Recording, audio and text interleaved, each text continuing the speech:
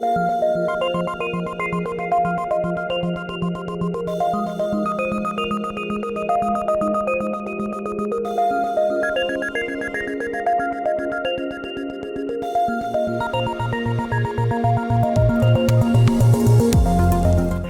and welcome to the show Beyond the Journal, where we discuss social media, digital education, and current controversies in cancer and medicine in general. I'm Dr. Jack West, Associate Professor in Medical Oncology at the City of Hope Cancer Center in the Los Angeles area. And I'm joined today by my co-host, Dr. Charu Aggarwal, Leslie M. Heisler, Associate Professor of Lung Cancer Excellence at University of Pennsylvania's Abramson Cancer Center in Philadelphia. Hey, Charu. Hi, Jack. And today we're pleased and thrilled to invite to our podcast friend and colleague, Dr. Leora Horn, who is VP Global Clinical Head and of Lung Cancer Strategy at AstraZeneca. Welcome, Leora. Hi, it's great to be here. Yeah, it's great this is, I think, a first occasion for seeing you on the other side after leaving Vanderbilt. So go ahead. So we've had quite a few colleagues, friends, leaders in the field transition from academia to industry. Can you talk about whether this decision was easy for you? Did you agonize over this? And also, do you think this is a one-way door, or do you think that this is going to be a series of transitions or career choices as we move from a model which is strictly academic to something that's transformational or transitional between academia and industry? Yeah, so good questions. It definitely was not a slam dunk decision, and I wasn't looking for a position. I wasn't looking to move. I think that we all go through medical school. You decide you're going to be a doctor, and then you're a doctor, and you're like, I need a specialty, and then you need a subspecialty, and then you realize you want to be in academics. But once you land in academics, it's pretty clear the track you're on, and you sort of move up in that rank. And then I sort of got to this point where it was like, what am I going to do next? And so I was a little bit bored. Every day felt a little bit of rinse and repeat. And how many times do you have to hustle to be on that steering committee or be PI of that study? And I think the hard part, the part I agonized about, was leaving clinic, leaving the team that I had built in clinic, the research team, my nurse practitioner, my pharmacist, the nurse that I'd worked with for more than a decade, and leaping into something that was completely unknown. But I don't think it closes the door on going back to clinic. When I took the position, I still have a cross appointment at the university with the idea of going back and doing a half a day of clinic a week. I realize I'm too busy to do that, but it doesn't mean, and I think we've seen several people, Lena Gandhi, Tom Lynch, who've gone to industry and then have gone back to academics. So I think that it definitely can be a two-way street when you're just looking for new opportunities, new ways to continue growing in your career. Can I ask how well does the work you've done in your career up to now prepare you for what you're doing now? Is this like a totally different mindset and, kind of the Peter principle or something where, what got you there what got you here won't get you there? Or do you feel that the mindset and the perspective you had as an academic oncologist translates well to what's expected of you in an industry role? So I think some of it translates, and some of it is new. So, when you're in clinic, the buck starts with you. You make those decisions, and you make those decisions with the patient, and things go on, and the patient listens to you. Industry is very different. There's a lot more stakeholder management. There's a lot more group thinking and collaboration that goes on. I think the other difference is when you're in academics, you sort of have a division director, but they're your chair, who you might meet with once or twice a year. You show them your papers, you show them your funding, your appointment is renewed. And here you really have a manager who you meet with weekly or every other week. You have quarterly reviews, you have metrics that you need to to meet. So that's a little bit different. I think where you're prepared well is if you're doing clinical trials and you're doing clinical research, if you understand the trials, if you understand some of the regulatory complexities, if you understand the statistics, that sort of sets you up to be where you are. There are also so many different jobs in industry. So I've gone into a sort of a more senior role where I'm not only involved in a product development where I'm working on data DXC, but I'm also involved in that larger idea of strategy, like where is lung cancer now? Where are we going to be in 5 years? Where are we going to be in 10 years? And a lot of that you're doing in clinic when you're writing your IITs and trying to get funding and trying to do new studies ideas. So there's some of it you learn, but then when you get to industry, there's just so many other complexities. I was always thinking about drugs for my clinic, for my patients. What am I doing for Vanderbilt? And now when I'm thinking about a drug, I'm learning about what that means in developing it for the whole world. How do we ensure access to more patients? And so you start learning about regulatory in Europe and China and Japan. You start learning about different practices, even just how people approach trials. So some of it is what you have in academics, but some of it is definitely a new skill set you learn. The other fun part that I didn't realize was there, but has been amazing, is how much science and how much translational medicine happens in industry. And that to me has been an incredible bonus of how we try to understand patients, try to understand the data so that we can really think about what's coming next. And that sometimes in academics was harder. It was harder to get the funding for it. You had to find those scientific collaborators. Whereas here, there's a whole group of people that you can go to and work with who are really happy to work with you. We've seen a lot of our colleagues and friends, as we were saying, leave academia and go into industry. And there are a lot of roles within academia, such as faculty development and faculty retention. And I think a lot of us in academia are wondering what's leading to this quote unquote brain drain, and how can institutions leverage making sure that these people stay within academics. Of course, jobs in industry yield a different kind of you can help people in a different way. If you're not doing clinical medicine, it definitely gives you the advantage of, like you said, leveraging translational medicine or science that's going on in industry. So it's really can be a fulfilling career. But I think institutions need to know what can they do. I mean, you were involved in faculty development at your institution before you moved. Were you thinking about such things before you moved to industry, and what can institutions do? Yeah, and also maybe to ask, I know that you kind of expressed a certain been there, done that, and I get that too. Is there any way to keep things fresh, or is this just kind of the next challenge once you've passed a certain number of hurdles in the academic system? So I think there are definitely ways to keep things fresh, but I think that when I was a clinician educator. I didn't have a lab. And so, on that track for many people in academic centers, actually, I was talking to someone yesterday about this, is you get to a point in your career where you would like a leadership position, but you don't have a lab and you don't have R01 funding. So you can't be a cancer center director and you can't have a major role in your cancer center.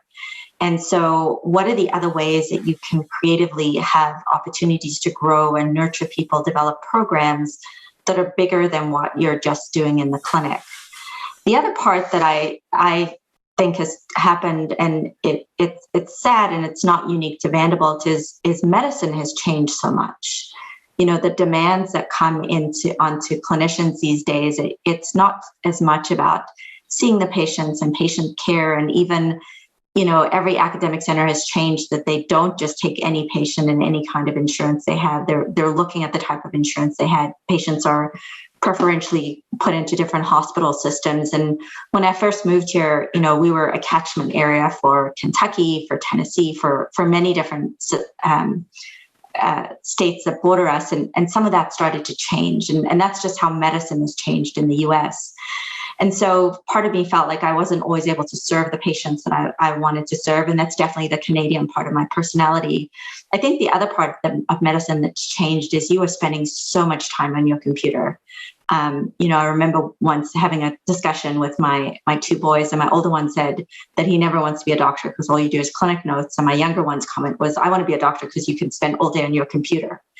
And that's not why you went into medicine, right? Like there's all these, you have to document, you have to write notes, the inpatient messages come flooding in through Epic. And so I felt like I was spending all my evenings and weekends either writing clinic notes or writing papers. And my kids are growing up, and I wasn't spending as much time with them. Every time I would get on family holidays, I'd spend the first day of vacation tidying up my clinic notes because I hadn't had time to finish them before. And so I was kind of, not that the hours in industry are better, they're just different. But you can, on your weekends, you don't work as much. And if you do, you're working on your time. At night, you might work a 12-hour day, but when you shut your computer, you don't feel like you have 15 notes that you have to finish because what you're working on the next day, you're working from. And so the burnout is real. And I think people are leaving because, in academics because of burnout, because, thinking, is this what I'm going to be doing for the next 15 years? Or is there something else that I can be doing? Because the patient part and the patient care is so satisfying, but some of that extra part that comes with patient care, I think, is what is burning out a lot of our colleagues. Yeah. You're a mom as well as a woman in medicine, and specifically academic medicine, now recently transitioned to industry. We, of course, have many prominent and very successful women in these settings, folks like you, Kathy Piatanza, Alice Shaw, Lena Gandhi, who has moved between them, and several others. But we've also spoken with, on this podcast and in our outer lives, a bunch of women or other people who have noticed gender bias issues and headwinds. And I'm interested in, whether, I don't think that you have articulated much about that, but did you ever feel like it was harder than it should have been for you in your training and ongoing development? And is there anything about being a woman or a mom that makes the dynamics of one setting or another better or worse? I mean, I think one of the challenges perhaps of industry is that somebody else may decide you have to get on a plane and leave the continent, and it's not necessarily your decision to make about that stuff, whereas you have more autonomy, I think, in medicine maybe. But so what are your thoughts on this, or did you have the happy circumstance of not really encountering anything that you thought was harder for you as a woman and a mom? Yeah, I think you have it in academic medicine. It's just not spoken about as much. And what I mean by that is there were often times where I was at an advisory board and I was the only woman in the room. And I remember sitting there thinking, I've either got a big mouth or I'm a crappy mother, and I wasn't sure which one was accurate. And you also look at steering committees where I was sometimes like, am I the token female on this steering committee? So I think that it is there, and you feel like you have that choice in academic medicine, but maybe that's going to slow down your career a bit, and it's going to take you longer to get us to associate, or it's going to take you longer to get to full professor. I remember being at meetings like ESMO or ISLC or ASCO, where some of my male colleagues might have been spending an extra day to be at an advisory board. And I was like, I've been home away from the kids for 4 days. I'm going home. And those were definitely decisions that I made. I think that also within my own institution, while I wouldn't say there's gender bias, my division director before the current one there was female. We had a female chair of medicine. We have another female chair of medicine. But I think you get labeled. You're labeled as you're difficult. You can be labeled as you're opinionated.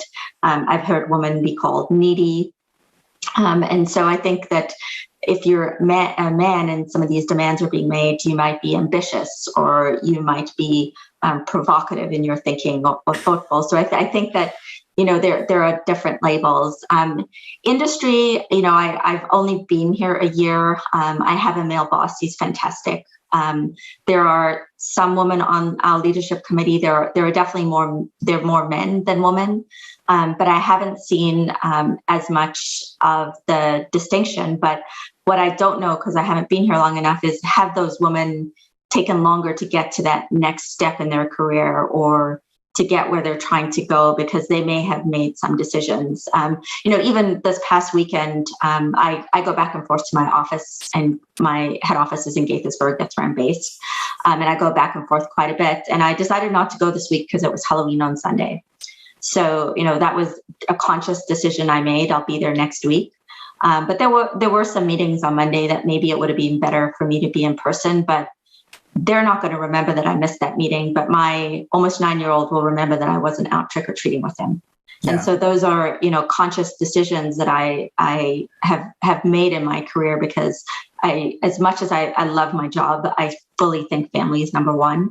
And I think where I'm lucky to be in a leadership position now is to let my team know that, male or female, family is the most important thing in your career, because, we're all working because we enjoy what we're doing, but we're also working to send our kids to the schools that they want to go to have the family trips that they want to go to be able to, live and do things without having to worry if you're buying them an ice cream or they want a new pair of sneakers and all those other things that just come as being parents.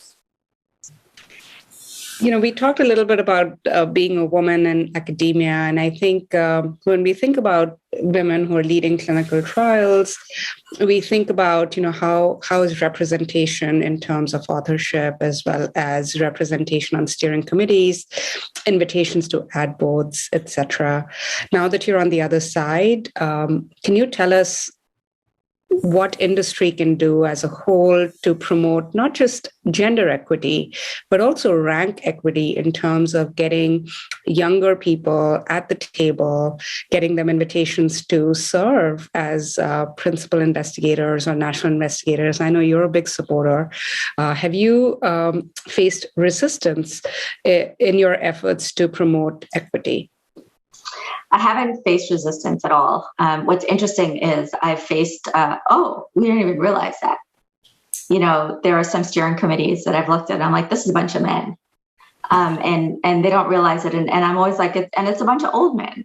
Like it's not even like it's some young men. And so, I think it's two-part. I think that, I get why industry needs to do it, because if you have a trial or you have a drug and someone is on the steering committee, you also know that they're going to be discussing other things leading up to your trial reading out. And so you want someone who can be up there and promoting your drug and discussing it and including it in sort of where everything is being talked about and putting it into context. So I understand that. But, I also blame the mentors at the different institutions. If I'm going to an older man, he should be saying, hey, I can do this, but what I would like to do is I would like to propose this junior person, or say, I will sit on your steering committee, but I'm going to put this junior people as our institutional PI. And when the trial comes out, that's whose name I'd like to be on the paper. And I think that we should be doing more of that. I tried to do that when I was at Vanderbilt. What I've tasked or challenged our teams with is every study, I want to see 50-50 male and female. On our steering committees and advisory boards, I'd like to see 50-50 male and female, and pick one or two rising stars. It does not always have to be the same people that we're working with. Like, how does the next generation know how to do this if we don't invite them to the table to learn how to do this? And people have been really open to it. I think some of it's just pointing it out because people don't even realize it sometimes. That's great to hear. I wanted to ask about, we don't generally talk about lots of data in thoracic oncology. That's not really what the focus of this is. But I am interested in how certain trials are done and the broader implications. And I've been pretty critical of, say, Me Too trials with Regeneron and cemiplimab coming in and comparing to chemo. But I also you were very involved with and presented and published the EXALT-3 trial. And, I understand that you can only have so much control over it outside of a company. But to me, I think that was an unfortunate and challenging too little too late. It's a positive trial that I think hasn't really made a dent in things because it was just a late entrant in the market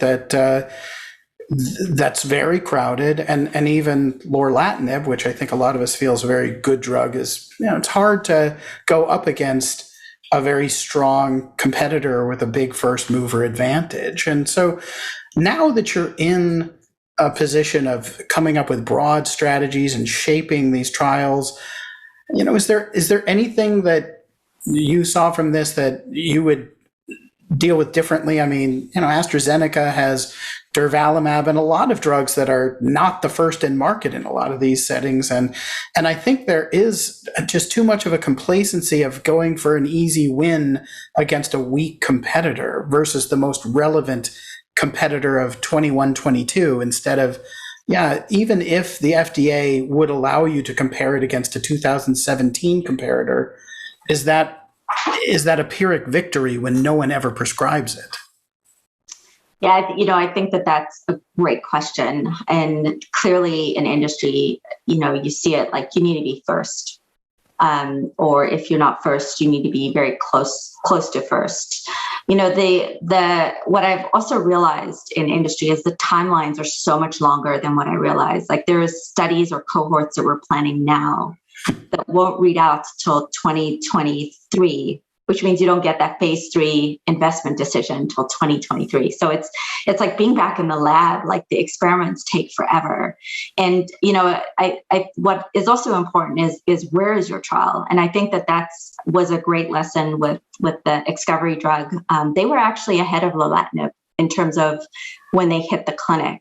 Right. But they weren't at great sites and they didn't accrue well. And so it took longer to get to the phase 3, which meant that it took longer for the trial to happen. And so it's definitely about speed. It's about working with the right investigators. It's about, one of the things that I always had done at my institution and was I never used to open trials in more than one indication. So like if I was working, for example, with one company in a first-line metastatic trial, that was the trial that I had. But what you see a lot as now looking from a different end, is there are a lot of people that will say yes to every trial, but then they don't enroll well in any of those. And so how do we sort of change that mindset? Now, sometimes it got me burnt. And to Charu's point, I was once left off a manuscript when I was like a top accruer and I was furious. And Hosper guy actually went to the company and fixed it for me because he's just a great guy. And I complained to him because I just didn't feel like I should complain to the company. And I think as a man, I probably would have gone and complained to the company. But, I think figuring out who are the investigators who are invested in what you're doing will accrue quickly and move your drug along is really key. Because you're right, there are tons of Me Too drugs. But what we've also done since I got to AZ is they have killed a few drugs because they are B2 and we realize that we're too far behind. But there's so many things that we still need to do for lung cancer. Like we're making slow progress. This year in the last year, we've like celebrated that there finally are positive trials in the adjuvant setting. Yet, if we're breast cancer docs, we would not be celebrating a 24% PAT CR when we expect a 75%. And I'm not signaling out that trial, but I'm sure the other trials are going to be similar. And so that there's just so much more that we need to do. So how do we quickly ask the question, answer it, and if it's wrong or doesn't lead somewhere, move on, go faster to something better for our patients. Yeah, sounds like, your role is key in terms of setting the strategy for lung cancer development within the company. And I wonder if this is a role that has been newly created or if this is a role that or there are parallel roles in other companies as well, because it sounds like that this is something that's so critical as lung cancer is moving so quickly. And, it's all about speed, as you mentioned. So was this a role that was newly created, or do you find that this is something that exists? So at AstraZeneca, it was new. They had a breast cancer strategy lead, and I knew him because he was on faculty when I did my training at University of Toronto. So it's part of what convinced me to take the position. And so the lung lead was new, and now they've actually hired a GI and a GU lead. There are some other companies that has it. Someone else who went to academics was from academics, Bilal Purpurdi, I believe, did that for Merck before. Now he's moved to Gilead, and Kathy was doing that for small cell within Merck. And Valley, I'm not quite sure. What I'm also realizing is different companies are structured differently, whether it's in R&D versus more the commercial group who's leading development. And so for us, it was a new role. And so it was working across the assets to sort of bring everybody together. And then I have a commercial lead who's my partner in crime, who we work with in setting the strategy. So we're thinking not only from trial design, but to actual when that drug gets to market. But it's fun. Like it is way more fun than I realized the job would be. Like it's a year in, and it's just every day is different. And it's been absolutely awesome. That's great. I want to also turn to social media. I know you're on Twitter, you participate some, but I don't think you're an avid Twitter person. And I'm interested in your perception of it from the academic side, from the industry side. Were you ever encouraged or discouraged at all about how your activity there? And what is your perspective on what social media offers in moving a field forward, or is it more fluff than substance?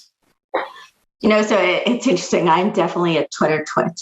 And I recognize that. And, I think, I don't know if part of it is if we did a study of introverts versus extroverts, and we found that all the introverts like me don't like Twitter, and all the extroverts are out there talking in Twitter. But I was never good at Twitter. I was never great. I post on Facebook once a year so people can see my kids grow, and LinkedIn. And so, it's been interesting to watch, because there are some people who are super vocal on Twitter, and I've seen their careers just grow.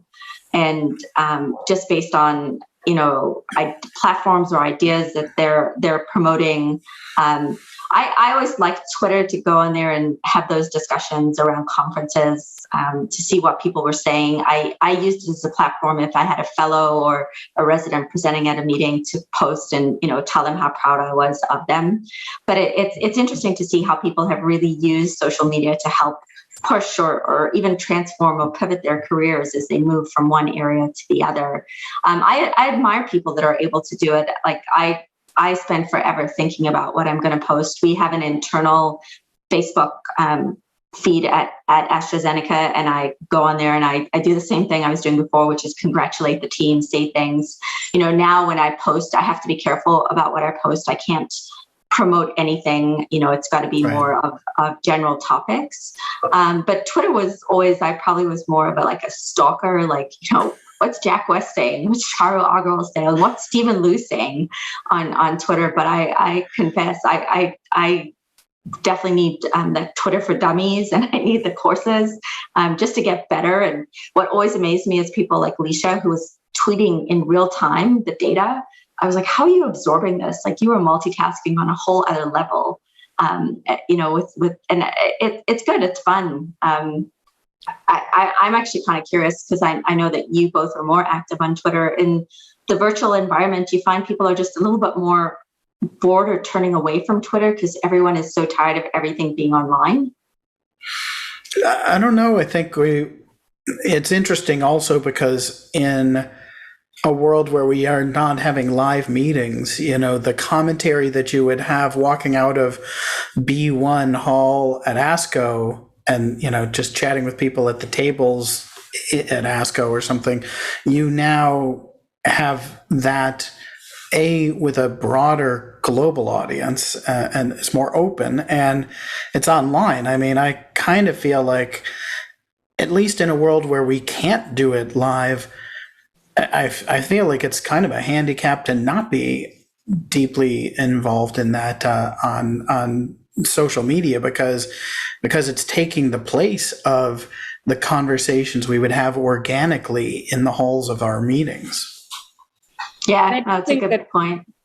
And I do think that people are using social media or platforms such as Twitter much more during the pandemic because there is so little of the live interaction that I think it's been actually very helpful for some people to keep those connections going. But I also think, it changes over time. I mean, I started on it in 2009, and I think you could bumble around and not necessarily, now I think that there's certain people who are really good at it. It's kind of being taken over, not in a bad way, but just cream rises to the top, and the people who are the real extroverts who can kind of market effectively are often the ones who are really good, and I feel like it's a younger person's game, and I'm just of historical interest, and so but it is going to change. I mean, some people also get frustrated by how much contentious politics gets mixed in, and it tends to create splitters where you have to have a clear view about something in COVID, and it makes a lot of us and them kind of distinction. So it's not perfect, and it's, I think, evolving all the time, every couple of years, like a party that started out with just a handful of people, and then by the it's different when it's now people aggregated at multiple tables having multiple conversations, and then it's totally different when it's 40 or 100 people. Twitter's kind of the same way, that it changes depending on how big the conversations are getting. Yeah, for sure. This was great, Leora. Thank you for joining us today. You can find us on iTunes or wherever you find your podcast content. We hope that you will subscribe and send us comments and feedback to beyondthejournalshow@gmail.com. We thank Mark Lindsay and Talking Speaker for production and distribution support. See you in a couple of weeks with our next guest. Thanks so much.